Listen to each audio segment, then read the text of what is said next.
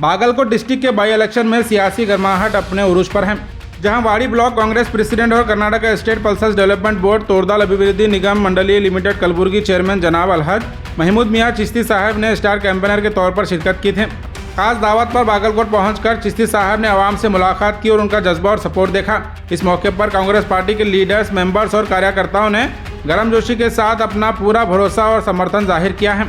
चिश्ती साहब ने आवाम का शुक्रिया अदा करते हुए कहा कि इस बार के नतीजे एक तरफ जीत की शक्ल में कांग्रेस के हक में सामने आएंगे।